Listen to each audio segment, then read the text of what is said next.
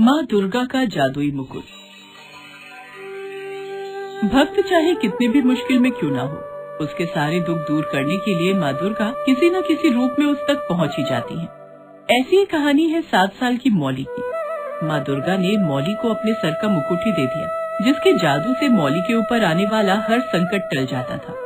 ये सब कैसे हुआ, ये जानने के लिए देखते हैं कहानी माँ दुर्गा का जादुई मुकुट।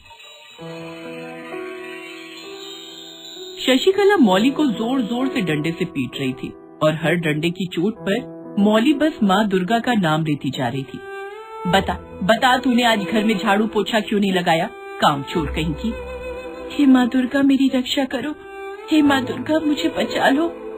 शशिकला मौली को तब तक पीटती रही जब तक मौली बेहोश नहीं हो गई। मौली के माता पिता माँ दुर्गा के परम भक्त थे, जिस कारण मौली की माँ दुर्गा में बहुत आस्था थी।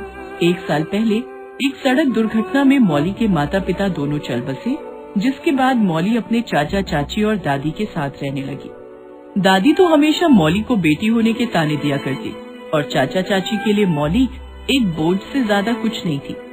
माँ बाप के साथ ही क्यों नहीं मर गई तू, पता नहीं कौन से पाप किए थे हमने कि ये बोझ हमारे गले पड़ गए। एक तो अनाथ, ऊपर से लड़की। चारों ओर से तिरस्कार मिलने के कारण मौली माँ दुर्गा को ही अपनी माँ मानने लगी थी। वो हर समय दुर्गा माता के भजन गाती रहती थी और माता से बातें किया करती थी। हे दुर्गा माँ, घर में तो चाचा चाची और दादी तुम्हारी पूजा नहीं करने देते हैं, लेकिन मैं तुम्हारी पूजा करना चाहती हूँ, तुम ही कुछ करो ना माँ। नन्ही मौली की भक्ति से दुर्गा माता भी बहुत आनंदित थी। उन्हें भी मौली से बहुत लगाव हो गया था। एक दिन मौली घर का सामान लाने के लिए बाजार जा रही थी। रास्ते में एक पीपल का पेड़ था, जिस पर मौली की नजर पड़ी। उस पेड़ के नीचे दुर्गा माँ की एक छोटी सी मूर्ति रखी हुई थी। अरे वाह, दुर्गा माँ की मूर्ति। आखिर दुर्गा माता ने मेरी विनती सुन ही ली। लेकिन अगर इस मूर्ति को मैं अपने घर ले गई तो चाची मुझे बहुत मारेंगी। मैं एक काम करती हूँ, इस मूर्ति को यही पेड़ के पास रहने देती हूँ। मैं रोज यहाँ आकर इस मूर्ति की पूजा करूँगी। अब मौली रोज उस पेड़ के पास जाती और दुर्गा माँ की मूर्ति की पूजा करती। एक दिन, हे दुर्गा माँ, आज मेरा जन्मदिन है। घर में तो मेरा जन्मदिन कोई नहीं मनाता। माँ और बाबा होते तो मेरा जन्मदिन बहुत धूमधाम से मनाते और बाबा मुझे कोई न कोई उपहार जरूर देते। क्या तुम मुझे कोई उपहार नहीं दोगी? तुम तो मेरी माँ हो ना। मैंने सुना है कि तुम अपने भक्तों को कभी निराश नहीं करती हो। मौली दुर्गा माता की मूर्ति से बातें कर रही थी। तभी उस मूर्ति से तेज रोशनी निकलने लगी और वहाँ साक्षात माँ दुर्गा प्रकट हो गई। दुर्गा माता को अपने सामने देखकर मौली बहुत खुश हो गई। मौली बेटी, मुझे मेरे सारे भक्त बहुत प्रिय होते हैं, लेकिन तुम मुझे उन सब में से सबसे ज्यादा प्रिय हो। इसलिए आज मैं तुम्हें जन्मदिन का उपहार देने आई हूँ। ये लो मेरा जादुई मुकुट। दुर्गा माता ने मौली को अपने सिर का मुकुट उतार कर दे दिया। मौली ने खुशी खुशी वो मुकुट अपने हाथों में ले लिया।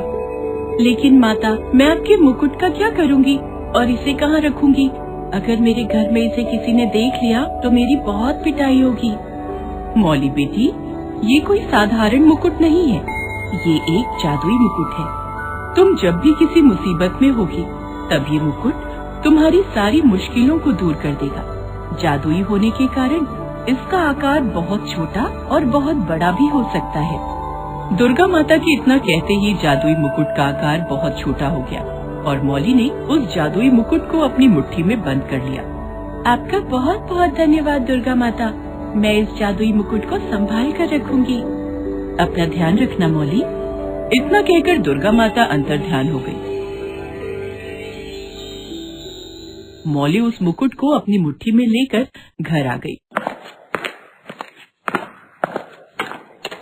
अरे नाज बेटी, इतनी देर से कहाँ थी? तेरी चाची तुझे कब से ढूंढ रही है। आज तो तू गई। तभी मौली की चाची हाथों में गरम चिमटा लेकर वहाँ आई और चीखते हुए बोली, तुझे कितनी बार कहा है कि घर के बाहर ज्यादा देर तक मत घुमा कर। घर में कितना काम पड़ा है, ये सब काम कौन करेगा? इतना कहकर चाची ने गर्म चिमटे से मौली के हाथ दाब दिए। दर्द के मारे मौली बहुत चिल्लाने लगी और उसकी बंद मुट्ठी खुल गई, जिसमें से माँ दुर्गा का जादुई मुकुट बाहर निकलकर जमीन पर गिर गया। जिसके बाद उस मुकुट से तेज रोशनी निकलने लगी और मुकुट की रोशनी चिमटे पर पड़ी, जिसके बाद गरम चिमटा पानी की तरह ठंडा हो गया और मौली का दर्द भी पल भर में गायब हो गया। लेकिन चाची इस बात से अनजान थी। वो बार बार चिमटे से मौली को दाग रही थी, लेकिन मौली को तो कुछ तकलीफ ही नहीं हो रही थी। इसे कुछ हो क्यों नहीं रहा है? कहीं ये चिमटा ठंडा तो नहीं हो गया? ये सोचकर चाची ने उस चिमटे को अपने हाथ से पकड़ लिया और उसका हाथ बुरी तरह से जल गया। चाची दर्द के मारे बुरी तरह से तड़प रही थी। हाय रे, मैं तो मर गई। मेरा हाथ जल गया। चाची ने तुरंत ठंडे पानी की बाल्टी में हाथ डाल दिया और दर्द के मारे चिल्लाती रही। दरअसल मुकुट के जादू के कारण वो चिमटा मौली के लिए तो ठंडा हो चुका था, लेकिन चाची के लिए वो पहले से भी ज्यादा गर्म हो गया था। तभी चाची की नजर जमीन पे गिरे हुए उस छोटे से मुकुट पर गई। ये चमकीली सी चीज क्या है? ये तो मुकुट जैसा दिख रहा है। मौली ने तुरंत उस मुकुट को अपने हाथ में उठा लिया। सच सच बता लड़की, ये तू कहाँ से लाई है?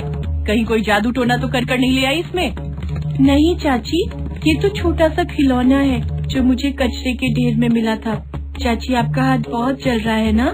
लाइए, मैं आपके हाथों में मलहम लगा देती हूँ। रहने दे, कोई जरूरत नहीं है। जा जाके बर्तन मांज, सुबह से सारे बर्तन। चाची के कहने पर मौली बर्तन धोने लगती है, लेकिन ये क्या, मौली ने जैसे ही जूठे बर्तनों को हाथ लगाया, सारे बर्तन अपने आप साफ हो गए और ऐसे चमकने लगे जैसे किसी ने अभी अभी उन्हें धोया हो। तो ये माँ दुर्गा के जादुई मुकुट का चमत्कार है। सारे बर्तन अपने आप ही धुल गए। रात में, अरे सुनती हो, बड़ी भूख लग रही है, खाना दे दो।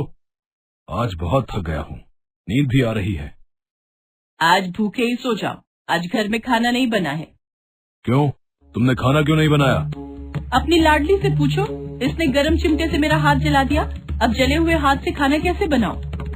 ये सुनते ही मौली के चाचा जी गुस्से में आ गए और उन्होंने मौली के गाल पर एक जोर का थप्पड़ मारा। बस फिर क्या था, जादुई मुकुट से एक तेज रोशनी निकली और चाचा जी पर थप्पड़ों की बरसात होने लगी। चाचा जी को इतने थप्पड़ पड़े कि बेचारे चाचा जी बेहोश होकर जमीन पर गिर पड़े। हे राम, पता नहीं इस लड़की के हाथ में क्या है। अरे डायन, पहले तो अपने माँ बाप को खा गई, अब अपने चाचा चाची को भी खाएगी क्या? दादी, मैंने कुछ नहीं किया, ये सब तो माँ दुर्गा का चमत्कार है।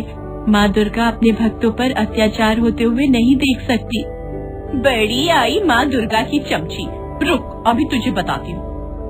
चाची ने मौली के हाथ से जादुई मुकुट छीनकर घर से बाहर फेंक दिया, लेकिन वो तो जादुई मुकुट था।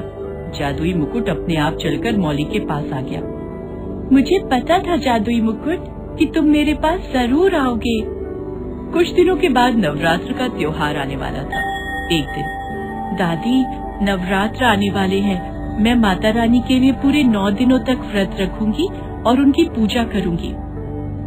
जैसी तेरी मर्जी, तुझे जो करना है कर, लेकिन इस घर में कोई नाटक करने की जरूरत नहीं है। मौली भागकर उसी पीपल के पेड़ के पास जाती है और दुर्गा माता की मूर्ति से कहती है, हे दुर्गा माँ, मेरी चाची और दादी तो घर में मुझे तुम्हारी पूजा नहीं करने देंगे। मैं रोज इसी पेड़ के पास आकर तुम्हारी पूजा करूंगी। कुछ दिनों के बाद नवरात्र शुरू हो जाते हैं। मौली ने 9 दिनों तक कठिन व्रत करने का निर्णय लिया। वो रोज उस पीपल के पेड़ के पास जाती और माता दुर्गा की मूर्ति के सामने खड़ी होकर माता की आरती गाती। जय अम्बे गौरी मैया, जय श्यामा गौरी, तुमको निश दिन ध्यावत, मैया जी को निश दिन ध्यावत, हरि ब्रह्मा शिवरी, जय अम्बे गौरी। दुर्गा माँ, मेरे पास ना तो फूल है और ना ही भोग लगाने के लिए प्रसाद, मुझे माफ कर देना। ये सब खरीदने के लिए मेरे पास पैसे नहीं है। तभी जादुई मुकुट से एक तेज रोशनी निकली और उसमें से फूल, प्रसाद और पूजा के दूसरे सामान बाहर आने लगे, जिससे मौली ने माँ दुर्गा की विधिवत पूजा की। लेकिन ये सब करते हुए मौली की चाची ने उसे देख लिया। अच्छा, तो ये बात है, आने दो इसे आज। इस बात से अनजान की चाची को सब कुछ पता चल चुका है। हाथ में जादुई मुकुट लिए मौली घर आ जाती है। माँ जी, मैं ना कहती थी कि ये जादू टोना करती है। मैंने इसे आज अपनी आंखों से जादू टोना करते हुए देखा है। अच्छा, क्यों रे लड़की, तुझे अपने ही परिवार पर जादू टोना करते हुए शर्म नहीं आई? तभी चाची ने मौली के हाथ से जादुई मुकुट छीनकर जलते हुए चूल्हे में डाल दिया। नहीं चाची नहीं, मेरा जादुई मुकुट। लेकिन वो तो एक जादुई मुकुट था। आग में मुकुट डालते ही आग बुझ गई और चूल्हा एकदम ठंडा हो गया। जादुई मुकुट बहुत विशाल और भारी होता चला गया और चाची के सिर पर जाकर बैठ गया। हे राम, इसे मेरे सिर से उतारो। मैं इसका भार नहीं सह सकती। मेरे प्राण निकल जाएंगे। जादुई मुकुट, चाची को छोड़ दो। जादुई मुकुट ने चाची को छोड़ दिया और उसमें से बहुत तेज रोशनी निकलने लगी। उस रोशनी में से शेर पर सवार माँ दुर्गा प्रकट हुई। माँ दुर्गा को देखकर सबने उन्हें हाथ जोड़कर प्रणाम किया। माँ दुर्गा ने चाची से कहा, दुष्ट पापी, तूने एक नन्ही सी बच्ची पर इतने अत्याचार किए हैं। मैं चाहूँ तो अभी तुझे मौत के घाट उतार सकती हूँ। हे माँ दुर्गा, मेरी चाची को माफ कर दीजिए। मैं अनाथ हूँ। मेरी चाची मेरी माँ के समान है। अगर उन्हें कुछ हो गया तो मैं फिर से अनाथ हो जाऊंगी। हे माँ दुर्गा, अब मैं मौली पर कभी अत्याचार नहीं करूंगी और उसे अपनी बेटी की तरह रखूंगी। मुझे माफ कर दो माँ, मुझे माफ कर दो। माँ का दिल तो माँ का ही होता है। चाची के बार बार माफी मांगने और मौली के कहने पर माँ दुर्गा ने चाची को माफ कर दिया और मौली को आशीर्वाद देकर अंतर ध्यान हो गई। जिसके बाद चाचा, चाची और दादी सबने मौली के साथ मिलकर घर पर पूरे नवरात्र का अनुष्ठान विधि विधान से संपन्न किया।